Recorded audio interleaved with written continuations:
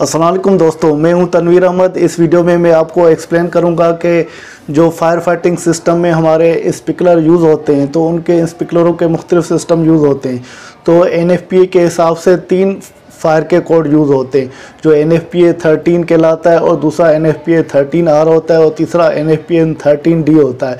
तो इन तीनों कोडों में क्या डिफरेंस है और NFPA कहाँ रिकमेंड करता है कि कौन से कोड को हमें फॉलो करके काम को इंस्टॉल करना है या टेस्टिंग कम्युनिकेशन करनी है या उसकी डिज़ाइनिंग करनी है। तो NFPA के रेफरेंस के हिसाब से इस वीडियो में मैं आपको एक्सप्लेन करूंगा, तो इनका आपस में डिफरेंस भी बताऊंगा और सारी डिटेल आपको एक्सप्लेन करूंगा। तो आइए वीडियो को शुरू करते हैं। दोस्तों, सबसे पहले हम NFPA 13D की बात करते हैं। जो NFPA 13D जो कोड होता है, स्टैंडर्ड होता है, वो NFPA ये रिकमेंड करता है कि जो ये कोड हमारा सिंगल फैमिली या डबल फैमिली के जो घर या मकान होते हैं उनके लिए यूज़ होता है, और मैन्युफैक्चर हाउसेज या घर होते हैं उनके लिए यूज़ होता है, जो बने बनाए घर मिलते हैं। और इसके अलावा NFPA के स्कोप में ये रिकमेंड किया गया है कि ये जो स्टैंडर्ड आप NFPA 13D यूज़ करेंगे वो इंस्टॉलेशन, टेस्टिंग और मेंटेनेंस जो फायर फाइटिंग का सिस्टम है, जो ऑटोमेटिक सिस्टम है, उसके लिए करेंगे। और ये फायर प्रोटेक्शन के लिए यूज़ होगा जो हमारे सिंगल फैमिली या डबल फैमिली के मकान है या मैन्युफैक्चर जो होम्स हैं या घर हैं, तो उनके लिए आप इसको यूज़ कर सकते हैं, जो स्कोप में NFPA 13D में बताया गया है। और दूसरा इसका पर्पज़ जो मकसद ये बताया गया है कि जो ये ऑटोमेटिक फायर स्प्रिंकलर सिस्टम आप यूज़ कर रहे हैं तो वो आप तब यूज़ करेंगे तो ये जैसे सिस्टम होगा ऑपरेट होगा तो उसमें डिटेक्शन या कंट्रोल भी कर सकते हैं, और ये इंजरी या लाइफ सेफ्टी के लिए इंसानों की दिया गया है। और इसमें प्रॉपर्टी की प्रोटेक्शन का कोई भी जिक्र नहीं है, सिर्फ इंसानों की या घर के जो लोग हैं, अफराद हैं, उनको सेव किया जाए या वो ज़ख्मी ना हो, उनको बचाया जा सके। और उसके अलावा ये भी बताया गया है कि जैसे लोग अगर उस घर में रह रहे हैं सिंगल या डबल फैमिली के मकान में, तो फायर के केस में लोग वो एवेक्यूएट हो जाएं या घर से निकल सकें, क्योंकि आग एक दफ़ा ही लग गई और आग फैल गई तो उस सूरत में क्या है, वफ़ात हो जाती है या एक्सपायर हो जाते हैं। तो ये फायर फाइटिंग सिस्टम वो एक्टिवेट होगा। उससे ये क्या होगा कि तो आप लोग भी इंजर नहीं होंगे, ज़ख्मी नहीं होंगे, और लोग भी आराम से निकल सकते हैं, एवेक्यूएट हो सकते हैं, घर से बाहर निकल सकते हैं।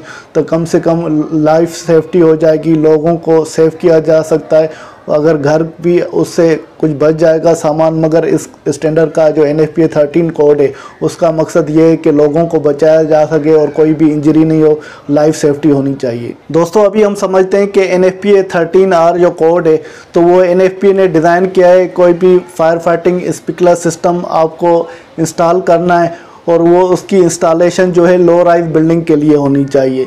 अगर आप इसके स्कोप को देखेंगे तो उसमें यह बताया गया है कि जो फायर फाइटिंग का ऑटोमेटिक स्प्रिंकलर सिस्टम है उसकी आप इस कोड की मदद से इंस्टॉलेशन भी कर सकते हैं और डिज़ाइन भी कर सकते हैं। जो फायर प्रोटेक्शन सिस्टम वो लो राइज बिल्डिंग के लिए होगी, और लो राइज बिल्डिंग उसे बोलते हैं जिस बिल्डिंग की हाइट जो है 4 फ्लोर तक हो।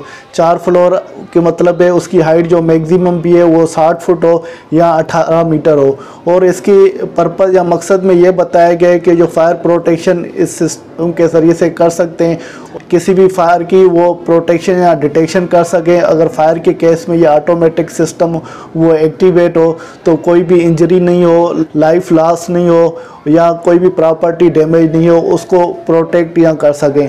और इसका जो ऑटोमेटिक सिस्टम का ये भी मकसद है कि जैसे भी अगर खुदा न खास्ता आग लग जाती है और ये ऑटोमेटिक सिस्टम यूज़ होगा तो उस दौरान लोग भी एवेक्यूएट या घर से निकल जाएं, जो फायर प्रोटेक्शन हो सके। तो ये जो सिस्टम है 4 फ्लोर बिल्डिंग के लिए यूज़ होता है, लो राइज बिल्डिंग के लिए यूज़ होता है, जैसे किसी की भी लाइफ को बचा सके, कोई भी इंजरी नहीं हो, प्रॉपर्टी भी डैमेज नहीं हो, और फायर की सूरत में लोग निकल के वो महफूज भी हो जाए। दोस्तों, अभी आते हैं NFPA 13 की कोड पे। NFPA 13 जो कोड है वो इंस्टॉलेशन है फायर स्प्रिंकलर सिस्टम की, और इसके ये पर्पज़ या मकसद में आते हैं जो NFPA ने बताया। उसमें यह बताया कि जो ये ऑटोमेटिक फायर स्प्रिंकलर सिस्टम है उसकी आप इंस्टॉलेशन भी कर सकते हैं, डिज़ाइनिंग भी कर सकते हैं और टेस्टिंग कमीशनिंग भी कर सकते हैं। और जो ये कोड डिज़ाइन किया गया है या उसका पर्पज़ ये है कि जो फायर स्प्रिंकलर सिस्टम है वो आपकी प्रॉपर्टी को भी सेव करें और लोगों को भी सेव करें। अगर खुदा न खास्ता आग लग गई है, लोग भी वहाँ से महफूज निकल जाएं और आपकी प्रॉपर्टी नहीं हो। तो ये NFPA 13 कोड यूज़ होता है बड़ी बिल्डिंगों के लिए या हाई राइज बिल्डिंगों के लिए, उसमें NFPA 13 यूज़ होता है। और इसका लेवल ऑफ प्रोटेक्शन ये है कि जो भी आपको स्पीकर लगाने सारी एरिया में, जो बिल्डिंग के या रेजिडेंस है आपकी, उसमें लगाने, जैसे सारी एरिया में देने चाहिए, मगर कुछ एरिया में नहीं भी होते। जो NFPA ने स्टैंडर्ड कोड ने वो ममनू किया हुआ है, वो खारिज की हुई हैं। जो एरिया NFPA ने ममनू की हुई है उसमें नहीं लगाना चाहिए। उसके बारे में तफसील से एक वीडियो बनाऊंगा जैसे आपके उसके बारे में भी कॉन्सेप्ट क्लियर हो। तो अभी मैं ये तीनों कोडों को आपके सामने रखता हूँ और उसमें NFPA 13, NFPA 13R और NFPA 13D, तो उसके बारे में पॉइंट्स बनाऊंगा और पॉइंट्स के सामने पॉइंट वाइज आपको एक्सप्लेन करूंगा। तो इनमें क्या क्या डिफरेंस NFPA ने बताया है, क्या कौन सी चीज़ इस स्टैंडर्ड में होनी चाहिए, कौन सी चीज़ दूसरे स्टैंडर्ड में होनी चाहिए और कौन सी चीज़ तीसरे स्टैंडर्ड में होनी चाहिए। क्योंकि ये तीनों कोड जो है रेजिडेंशियल बिल्डिंग के लिए हम अभी कंपेरिजन करेंगे, क्योंकि ये ज़्यादातर रेजिडेंशियल बिल्डिंग में लगते हैं। NFPA 13 कोड है वो कमर्शियल या रेजिडेंशियल दोनों के लिए यूज़ होता है। तो यहाँ पर हम डिफरेंस ज़्यादातर जो रेजिडेंशियल के लिए करेंगे, क्योंकि NFPA 13 और 13R जो है रेजिडेंशियल ऑक्यूपेंसी के लिए यूज़ होता है, जिसे हम लाइट हैज़र्ड ऑक्यूपेंसी भी कहते हैं।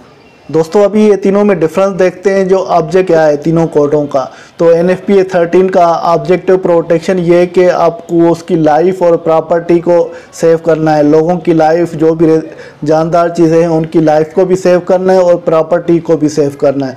उसके अलावा NFPA 13R है, तो उसका ये ऑब्जेक्टिव ये है कि आपको इम्प्रूव प्रोटेक्शन करनी है। अगेंस्ट किसके अगेंस्ट करनी है, तो कोई भी इंजरी नहीं हो, लाइफ सेफ भी हो और प्रॉपर्टी भी डैमेज नहीं हो, तो इनके अगेंस्ट प्रोटेक्शन करनी है।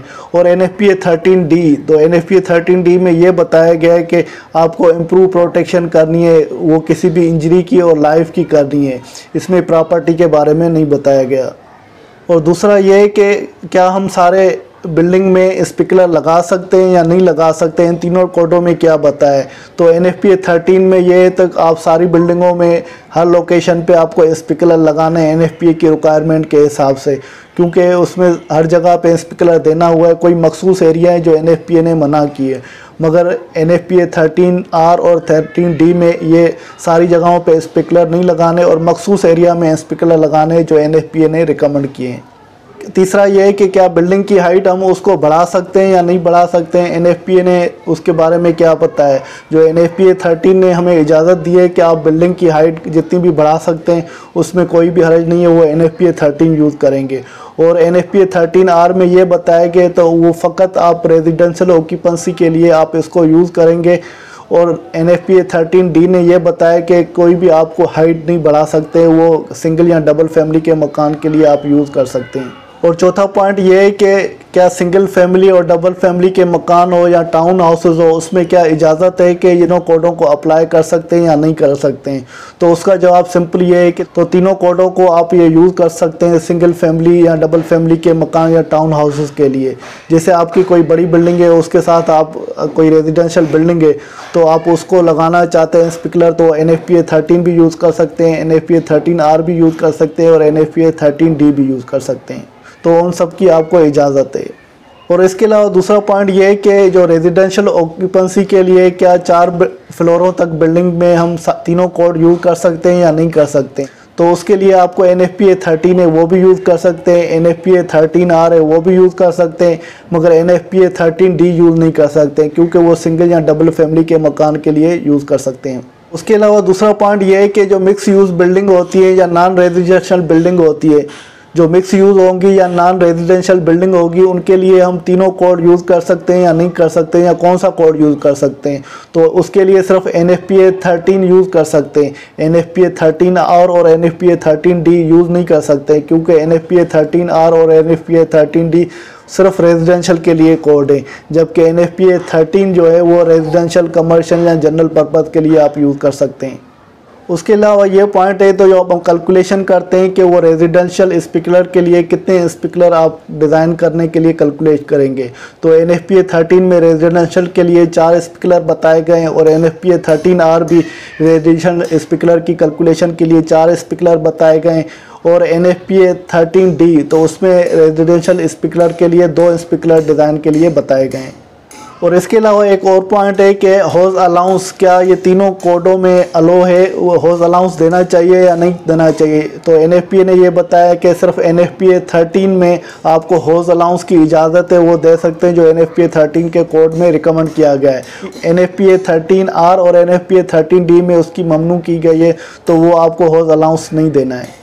और इसके अलावा पॉइंट ये है कि अगर आप स्पीकर डिज़ाइन कर रहे हैं तो मिनिमम रेजिडेंशियल डेंसिटी आपको देनी है, तो वो कितनी देनी चाहिए कोड के हिसाब से। तो NFPA 13 के हिसाब से जो हमें डेंसिटी देनी है 0.1 GPM पर स्क्वायर मीटर देनी होती है, और NFPA 13R के हिसाब से जो 0.05 GPM पर स्क्वायर मीटर देनी होती है, और NFPA 13D के हिसाब से भी 0.05 GPM पर स्क्वायर मीटर हमें वाटर की रेजिडेंशियल के लिए डेंसिटी देनी होती है। और इसके अलावा ये पॉइंट है कि जो आप कैलकुलेशन करते हैं स्पीकर की डिज़ाइनिंग के लिए, तो वो कौन से कोड में करनी चाहिए, कौन सी कैलकुलेशन होनी चाहिए। तो NFPA 13 में बताया गया है कि उसकी हाइड्रोलिक कैलकुलेशन करें, और NFPA 13R में भी बताया गया है कि NFPA 13 के हिसाब से आपको हाइड्रोलिक कैलकुलेशन करनी चाहिए, और NFPA 13D में ये बताया गया है कि उसके NFPA 13 से जो वर्कशीट है तो उसकी आपको कैलकुलेशन करनी चाहिए। दोस्तों उम्मीद है कि मेरी वीडियो आपको पसंद आई होगी और आपके कुछ कॉन्सेप्ट रिगार्डिंग NFPA 13, 13R और 13D के बारे में क्लियर हो गए होंगे। फिर भी आपके पास कोई कन्फ्यूजन है तो आप ज़रूर कमेंट की फॉर्म में पूछ सकते हैं, और इंशाल्लाह नेक्स्ट वीडियो में कौन सी NFPA 13, 13R, 13D की एरिया ओमिट की गई है या खारिज की गई हैं जिसमें आपको स्पीकर नहीं देना है, उसकी तफसीलन वीडियो बनाऊँगा और आपके साथ शेयर करूँगा। इसके साथ तनवीर अहमद को इजाज़त दीजिए, अगली वीडियो तक अल्लाह हाफिज़।